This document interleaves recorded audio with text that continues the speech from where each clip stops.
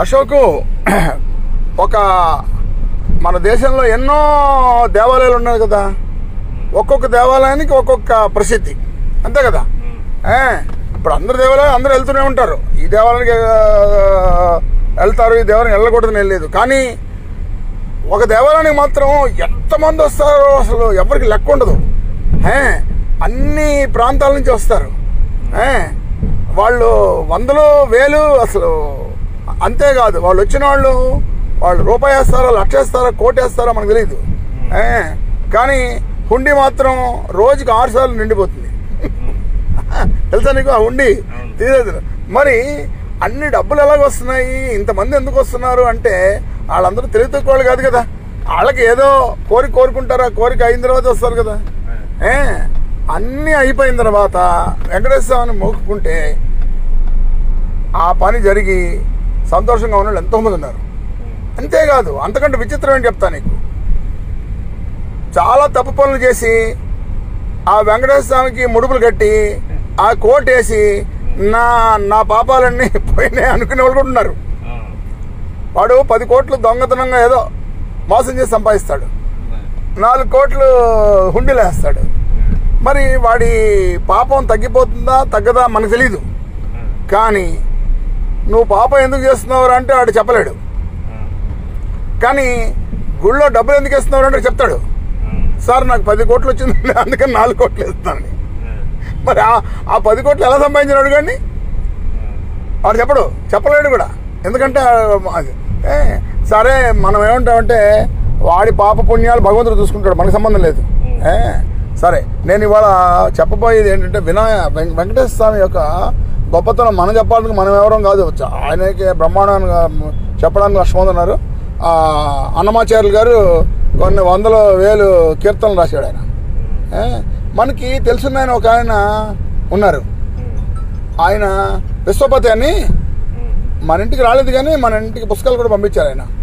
ఆయన వెంకటేశ్వర స్వామి వ్రతం అని ఒక పుస్తకం రాశారు ఆయన. ఆయనకి ఎవడు చెప్పాడు అనుకుంటున్నావు? వెంకటేశ్వర స్వామి చెప్పాడు.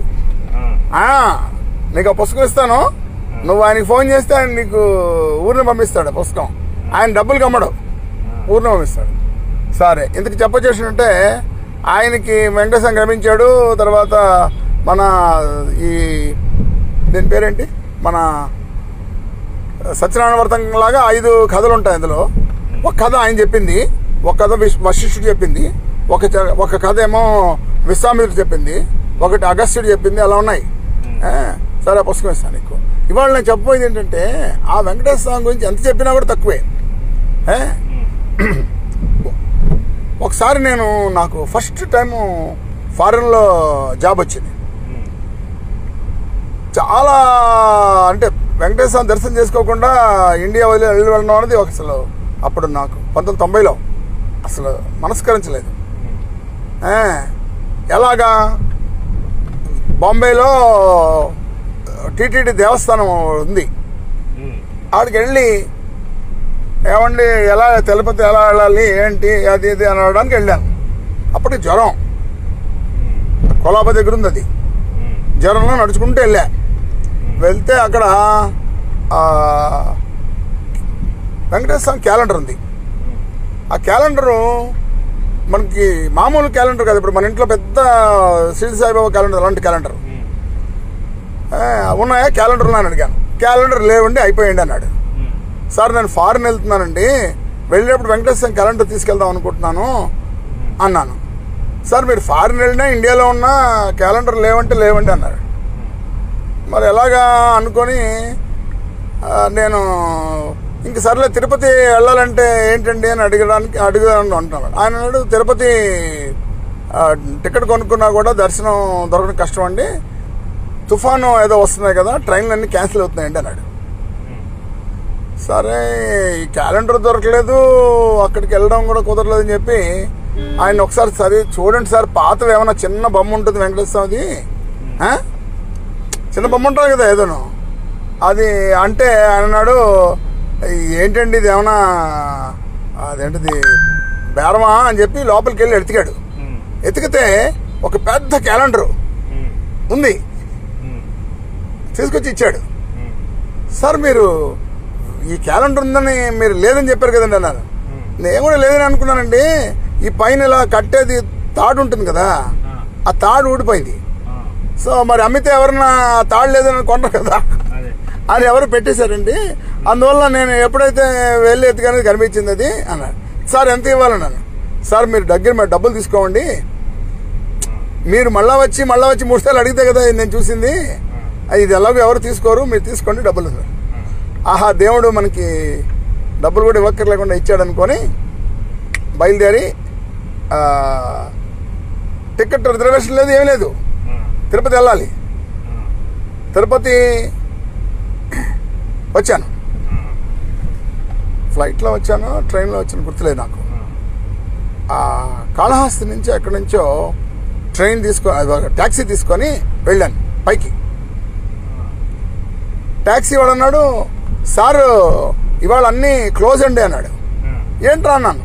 తుఫాన్ అండి, ఎవరు వెళ్ళట్లేదు వెహికల్ అన్నాడు. నేను అరే నువ్వు ఇంకా తుఫాన్ రాలేదు కదా, తుఫాన్ వస్తుందని చెప్తున్నాడు. మనం పైకి వెళ్దాము ఈ దీంట్లోనూ ట్యాక్సీలోనూ, అదే ట్యాక్సీలు కిందకు వచ్చేద్దామన్నా. సార్ వెళ్తే మనది ఒకటే అండి ట్యాక్సీ, ఇంకా ట్యాక్సీలు లేవండి అన్నాడు. అంటే నేను నీకు డబ్బులు ఇస్తాను రారా అన్నాను. వెళ్ళాను, వెళ్ళి వచ్చాను. ఆ రోజున స్నానం చేసి దర్శనం చేసుకొని కిందకు వచ్చా. ట్యాక్సీలోనే దిగిపోయాం కదా. దిగ్గానే తిరుపతిలో ఒక ట్రైన్ వెయిట్ చేస్తుంది. Sir this is the first train అన్నాడు. ఫస్ట్ ట్రైన్ ఏంట్రా అన్నా నేను. సార్ 3 రోజులు బట్టి ట్రైన్స్ లేవండి, ఇప్పుడు విజయవాడ వెళ్ళాలంటే ఇదే ట్రైన్ అన్నాడు. నా దగ్గర టికెట్ లేదు. నేను మరి టికెట్ లేదు నా దగ్గర అంటే, సార్ ఫస్ట్ క్లాస్లో కూర్చోండి మీరు, మీకు టికెట్ ఇస్తాడు. సో ఫస్ట్ క్లాస్లో కూర్చున్నాను. ఎవరు లేడు ట్రైన్లో, నేనే. ఫస్ట్ క్లాస్ టికెట్ అంటే డబ్బులు 600 తీసుకున్నాడు. బాపట్ల మా ఫాదర్ ఉన్నప్పుడు దిగాను. దిగితే రిక్షా వాడు అంటాడు, సార్ మీరు ఎక్కడి నుంచి వచ్చారండి అంటాడు. తిరుపతి నుంచి వచ్చానంట. సార్ తిరుపతిలో 3 రోజులు ట్రైన్ లేవండి, మీరు ఎలా వచ్చారంట. వాడు ఏమన్నా వచ్చాను అంటాను నేను. మా ఫాదర్ దగ్గరికి వెళ్ళగానే మా ఫాదర్ ఏమన్నారంటే, అరే నువ్వు ఎక్కడికి వెళ్ళావురా, నీకే నేను టెలిగ్రామ్ ఇద్దాం అనుకుంటున్నాను, నువ్వు తిరుపతి రావద్దు, మొత్తం ట్రైన్లన్నీ క్యాన్సిల్ అన్నారు. అదేంటి నేను వచ్చాను కదా అన్న.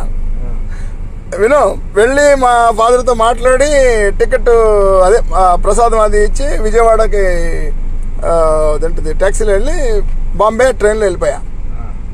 బాంబే ట్రైన్లో వెళ్ళిపోతే మా అన్నయ్య, అరే నువ్వు ఎలా వెళ్ళావురా, ఎలా వచ్చావురా అంటాడు వాడు. ఎందుకంటే నేను బాంబే నుంచి వచ్చిన ట్రైన్ లాస్ట్ ట్రైన్, తిరుపతి నుంచి బాపట్ల వెళ్ళిన ట్రైన్ ఫస్ట్ ట్రైన్.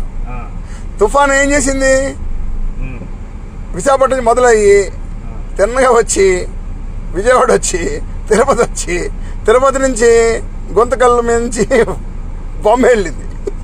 నేనేం చేశాను, నేను బాంబే నుంచి ఇలాగొచ్చి మళ్ళీ ఇలాగొచ్చాను. మా నాన్న అరే ఏంట్రా అసలు నువ్వు కరెక్ట్గా తుఫానుకి ఆపోజిట్ డైరెక్షన్ వెళ్ళి అన్ని నేను చెప్పాను. అంతకంటే విచిత్రం రా తిరుపతి వెంకటేశ్వర స్వామి క్యాలెండర్ దొరకడం, అంతే కదా. సరే అని చెప్పి ఆ క్యాలెండర్ తీసుకెళ్ళాను. ఇంకా క్యాలెండర్ కథ పూర్తి కాలే. క్యాలెండర్ తీసుకెళ్ళి సౌదీ అరేబియా వెళ్తే సౌదీ అరేబియాలో ఇంకా ఇంత చిన్న సాయిబాబా గారి ఫోటో తీసుకెళ్తే మేడం గారిని వాడు గంట సేపు నుంచోబెట్టి, నువ్వు ఎవరైనా అంటే మా మామయ్య అంది, మా అంకుల్ అంది. నువ్వు ఎవరికి చెప్తున్నావు, సత్యసాయిబాబా మీ మామయ్య కాదో మాకు తెలుసు, నువ్వు ఇలా ఈసారి ఫస్ట్ టైం వచ్చావు కాబట్టి ఊరుకున్నాము, నువ్వు కనుక ఇలాంటి ఫోటోలు తీసుకొస్తే ఈసారి వీసా క్యాన్సిల్ చేస్తామని చెప్పారు మేడం గారికి. మేడం గారు భయపడిపోయారు. ఎందుకు చెప్పొచ్చే విషయం అంటే, నేను ఈ పెద్ద క్యాలెండరు పూర్తిగా చుట్టేసి అది మన 3 అడుగులు ఉంది క్యాలెండరు. నా టెన్నిస్ ఆడేవాడినప్పుడు టెన్నిస్ రాకెట్ను ఆ కవరు ఆ బ్యాగ్లో పెట్టుకొని చేతికి తీసుకెళ్ళా. అసలు బ్యాగ్ చూడలేదు, వాడు ఏమీ లేదు. తీసుకొచ్చి ఇంట్లో వెంకటేశ్వర స్వామి అది అతికిచ్చాను. అజ్జుబేలని ఊళ్ళో ఉండేవాడిని, అల్జుబేలని. అందులో ఉన్న వాళ్ళు అందరూ ఇండియన్స్ అందరూ వచ్చి, సార్ ఇది తిరుపతి గుడి అండి. ఇది మీరు అసలు ఇంత పాకెట్లో ఉన్న దేవుడి పడ పట్టుకొస్తే వాళ్ళు మమ్మల్ని అక్కడ అదేంటిది పడేస్తున్నారండి. మీరు ఇంత పెద్ద క్యాలెండర్ ఎలా పట్టుకొచ్చారండి అని వచ్చిన వాళ్ళందరూ మనం అదేంటిది సారు తిరుపతి వెంకటేశ్వర స్వామి ఉన్నాడు కదా, ఆ దర్శనం చేసుకుని వద్దామని చెప్పి ఆ ఊర్లో ఉన్న వాళ్ళందరూ తెలుగు వాళ్ళు తమిళియన్స్ అందరూ మన ఇంటికి వచ్చి దండం పెట్టుకుని వెళ్ళేవారు. సో వచ్చేస్తుంటే శ్రీనివాసరావు అని ఒక ఆయన డాక్టర్, ఆయన అన్నాడు, సార్ మిమ్మల్ని ఏం అడగను కానండి, ఈ క్యాలెండర్ మాత్రం ఇక్కడ వచ్చేసేయండి సార్, మేము ఇక్కడ మీ పేరు చెప్పుకొని రోజు దేవుని దండం పెట్టుకుంటాం. ఎందుకంటే సౌదీలోకి వెంకటేశ్వర స్వామి అంత పెద్ద ఫోటో రావడం మామూలు ఫోటో దిక్కలేదు. సో మా బ్రదర్లా మా శ్రీనివాస్ గారు ఉన్నారు కదా, బావగారు అదేంటిది నేను మీకు దేవుడి ఫోటోలన్నీ ఒక కవర్లో పెట్టి పంపిస్తానండి, మీరేం కంగారు పడద్దు అన్నాడు. అది రాగానే మా కంపెనీ వాడు మేనేజర్ ఫోన్ చేశాడు, నీకేదో పార్సిల్ వచ్చిందట, గవర్నమెంట్ పోలీస్ పిలుస్తున్నారని. ఏంట్రా బాబు అన్నది వెళ్తే అది ఓపెన్ చేసి ఇలాంటి ఫోటోలు కనుక మళ్ళీ వచ్చాయంటే మీరు ఆయన ఇద్దరు జైలుకి వెళ్తారని చెప్పాడు. అమ్మ బాబోయ్ అనుకున్నాం. ఎందుకు చెప్పొచ్చాడంటే వెంకటేశ్వర స్వామి ఆ దర్శనమేమో టక టక టక టకాలు అయిపించాడు, ఇక్కడేమో వెంకటేశ్వర స్వామి ఫోటో క్యాలెండర్ వచ్చేసింది. చెప్తానంటే ఇలాంటివి మన వెంకటేశ్వర స్వామి గురించి చెప్పుకుంటే ఎంతైనా ఉండొచ్చు, ఎన్నైనా ఉండొచ్చు, కానీ మనకి జరిగింది మనకి చాలా గొప్పగా ఉంటుంది కదా. అందువల్ల ఇంకోసారి వెంకటేశ్వర స్వామి గుళ్ళో జరిగిన సంఘటన చెప్తా. ఆ సంఘటన వింటే ఇప్పుడు నువ్వు విన్నది నథింగ్ అనిపిస్తుంది. దీని అంతటికి కారణం ఏంటంటే మనం కాదు, మన భక్తి కాదు, వెంకటేశ్వర స్వామి యొక్క గ్రేస్.